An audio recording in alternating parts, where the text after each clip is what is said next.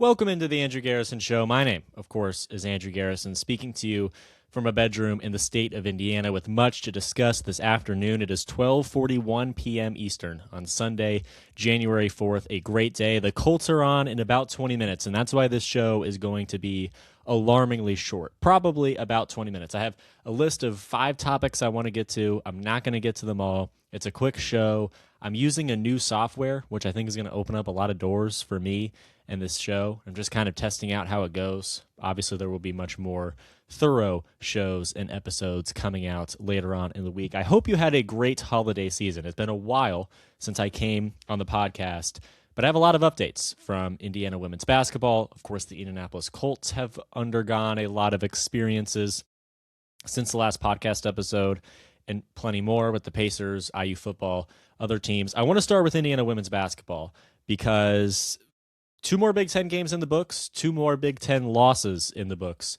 for Indiana women's basketball. They lost at home to Minnesota on December 29th, and they lost at home to number 24 Michigan State on New Year's Day. I was in attendance for both of those games. I do some play-by-play broadcasting for WIUX. I was on the call for both of these games.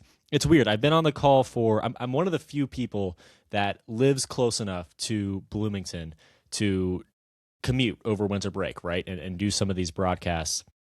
And so I've been on all 4 over winter break, 4 in a row: Eastern Michigan, Western Carolina, Eastern Michigan, and now Minnesota, Michigan State. So I haven't watched an Indiana women's basketball game on TV in at least a month, which is just a strange experience. I get to watch them again on TV tonight. They go to Maryland, number 7 Maryland. They'll get to play Yarden Garzone.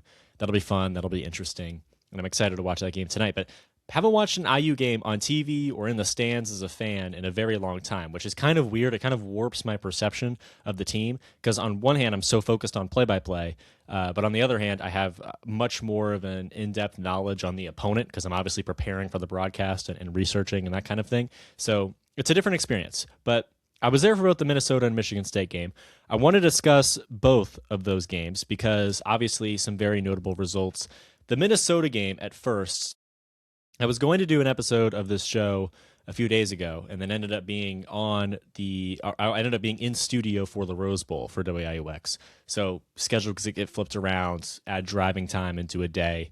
Don't necessarily have time to do a show, but I prepared a segment about Indiana women's basketball in between the Minnesota and Michigan State game, and it had a completely different tone and a completely different message because there was a lot of improvement and there was a lot of hope kind of stemming from the results against Michigan State.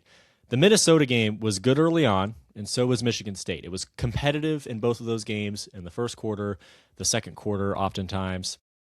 And then, of course, the third quarter and fourth quarter, you see some collapses for Indiana against both of these Big Ten opponents inside Assembly Hall.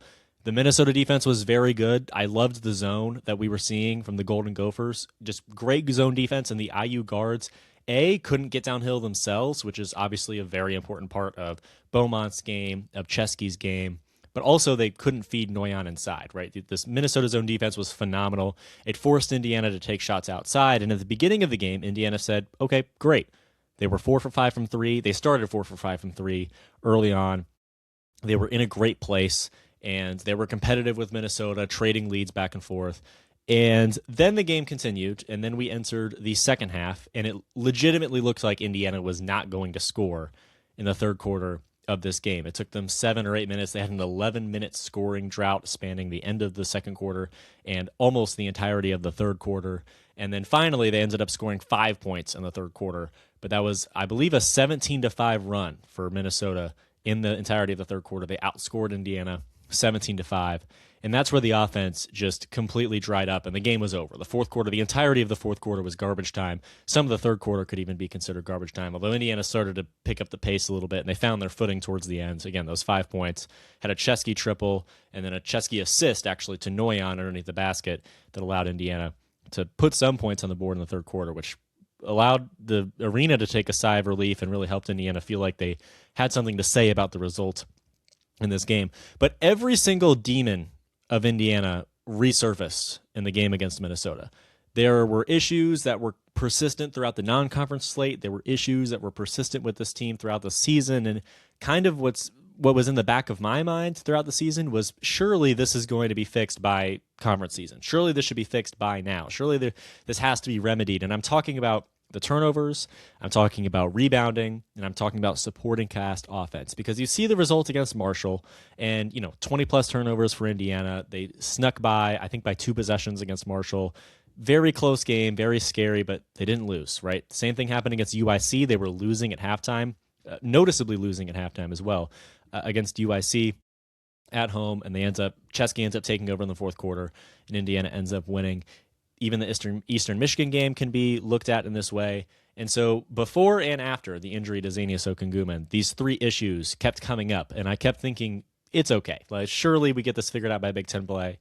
The Illinois loss was horrible, terrible game. All of these issues very prevalent in that loss.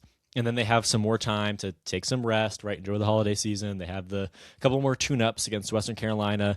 Western Carolina, great game, right? The ULM game, also very impressive. I think they won 98-54, right? Looking great. Eastern Michigan, a little bit shakier, but a little bit tougher of an opponent. And still, Indiana looks like they're finding their footing. They're finding their groove. They're ready to take on these good teams in Big Ten play. And they did, and they were. But again, these issues all resurfaced in the worst of ways against Minnesota. 20-plus turnovers against Minnesota, same issue as before. And that, by the way, because part of this is just the fact that Zanius Okungumen's off the floor with an injury. She's returning sometime soon. I don't know if she's returning tonight. I imagine probably not, but it was a week-to-week injury when it happened, away from home. I believe in the Gonzaga game about a month ago. She hasn't played since then, and so that obviously has a lot to do with the rebounding issue and with the general front court offense and defense issues. But turnovers are mostly occurring at the perimeter. It's not a Okungumen issue. It's not a Noyan issue. It's not a front court issue. That's been prevalent throughout the season, and then 20-plus against Minnesota, which is a team that is good at forcing pressure around the perimeter. But nonetheless, 20-plus turnovers, obviously not what we're looking for. And then from a rebounding perspective, they were rebounded outrageously by Minnesota, and that allowed Minnesota to have second chance after second chance, and that's really where they made their money in this game. Minnesota shot under 40% from the field. They weren't very good. They still somehow outshot Indiana, but they weren't very good. This wasn't a great performance from Minnesota. They frankly didn't play that well, especially up to their standards. But again, second chances after second chances after second chances. And when those shooters have second chances, Minnesota scores more. And when, Sophie Hart and their bigs have second chances down low and just have the ability to produce offensively down low, that props up the offense even more. And Minnesota marched to 71 points. Not crazy, not super impressive, but certainly enough points to beat this Indiana team that didn't crack 50. And again, Minnesota has the best defense in the Big Ten according to points allowed per game, at least as of that time. They allowed teams to score 50.1 points per game coming up to that Indiana game, and then held Indiana under that mark as a conference opponent on the road. Completely unbelievable. So great defense for Minnesota. Again, I loved what I saw from a zone defense perspective from them, but second chances after second chances after second chances also helped Minnesota a great deal atop the turnovers. And then from a supporting cast offense perspective, again, the third quarter, there was literally almost no scoring. They had 5 points at the end of the quarter. It was Shea Chesky with a triple, and it was a Shea Chesky assist that set up Odessa Noyan. In the first half, Indiana scored 28 points. 23 of those points were Chesky and Beaumont. The other 5 were all scored by Caffey. So 3 Hoosiers scored in the first half. And then in the second half, they nearly didn't score at all until the final couple minutes of the third quarter, at which point Chesky, again, was able to score, and then she was able to create an assist for Noyan. So through 3 quarters, 4 Hoosiers scored baskets, any points at all, and the vast majority of those points were Chesky and Beaumont. And if it's not them, it's more often than not them creating opportunities for their teammates. When you look at Noyan, Caffey did a decent amount on her own. Caffey's very competent. She's great around the perimeter as a defender. She's a great ball handler. She can knock down threes. She can create a shot. I really like Nevaeh Caffey as a freshman. I think she's going to be very important for this team moving forward. But it was turnovers, it was rebounding, and it was supporting cast offense that came up throughout the non-conference slate and then came up again against Minnesota and really sank the Hoosiers in a lot of ways. And they ended up losing 71-48. They pulled together in the fourth quarter. Again, pulled together at the end of the third, but the fourth quarter was largely garbage time. Minnesota had run away with a victory. Hoosier fans were exiting the stadium all throughout the third quarter. I'm at the very top broadcasting, at the very top of Assembly Hall, and I can see it all. Right, I can see every exit. I see how many people are leaving during that third quarter where they weren't scoring at all and turning the ball over and struggling to rebound. It was a bad time. Then a couple days later, you celebrate New Year's. You come back at noon on New Year's Day for a college basketball game, which was probably very troubling and probably very difficult for these players and these people and just human beings to avoid celebrating New Year's Eve and probably even staying up till midnight. I have no idea what they did, but if I was playing in that game, I wouldn't have stayed up till midnight. I nearly didn't stay up till midnight anyway, and this team then against Michigan State at noon on New Year's Day, kind of a quiet crowd. The football team's in the Rose Bowl a few hours later. It's obviously basically the morning of New Year's Day, right? So not a lot of people in the building. And still, Indiana put up a great and competitive performance. They looked much, much better. Everyone in the starting five scored 8 points or more. They had 4 total bench points, but this team doesn't have depth, partially because of injury and partially just because of depth in the first place of this season. Obviously, Zanas Okungumens out with an injury. So we kind of knew there wouldn't be bench scoring, but still, the supporting cast. You look at Makaleski, you look at Caffey, right? You look at Odessa Noyan, if we're going to count her as a supporting cast member right now. Really, I think everyone outside of Chesky and Beaumont that's healthy can be considered supporting cast. Sokungumen would be kind of a star player if she was healthy as well, and she will be when she gets back on the floor. But everyone in the starting five scored 8+. 16 turnovers, but also 16 turnovers for Michigan State. So no harm, no foul. Turnover battle even. Now, with that said, Michigan State scored 24 points off those turnovers. Indiana had just 16. But nonetheless, turnover battle was even. And rebounding 32-24, very close. And who should be their primary rebounder, Odessa Noyan, ended the day with 8 total. Much better, much more of a rebounding presence. By the way, all of this against the number 24th ranked team in the country. I think they're a real team. They've lost a game in Big Ten play. They lost to Wisconsin. They were close with Rutgers, but I believe in Michigan State. I think this is a real team. Probably, if you look at all the ranked Big Ten teams, the most likely to be fraudulent. But again, I don't think they are. I think there's a lot of quality to this Michigan State team. They're the best in the Big Ten at three-point shooting. They can win without the three, as they have throughout the season in various situations. 3 for 24 against Rutgers, still managed to come away with the victory there. So I think Michigan State is a real team, of course. And Indiana played great. At home, on New Year's Day, not a whole lot of people in the building. The supporting cast was scoring. The rebounding was much, much better. Odessa Noyan individually, much, much better from a rebounding perspective. And the turnovers were even. So Indiana played great. And again, this game was competitive in the first half, and then they ran out of gas in the second half. And I don't even know if we can blame the rebounding or obviously the turnovers or the bench scoring even for this. I think that the true cause of a lot of these late game collapses for Indiana is simply the fact that there isn't a lot of depth. And it's not the fault of anyone on the roster, right? The roster's young. And again, they've had injuries. Valentina Kadletsova elected to play professional ball in the Czech Republic, right? She loses her starting spot in the middle of the season to Maya Makaleski, and then ends up playing professional basketball in the Czech Republic, which just removes a level of depth to this team. Obviously, Sokungumen's out with an injury; she's not the only one, and so from a bench scoring perspective, Indiana they don't have the depth to put enough players on the floor that can find success from a production and contribution standpoint, and yet still. They are at least competitive for a half a game, maybe 3/4 of a game. And again, I think this team just runs out of gas because of that lack of depth late in the half, late in the fourth quarter, in certain situations like that, which is going to mean that Indiana is going to frustratingly lose a lot of close games against quality opponents in the Big Ten, especially on the road.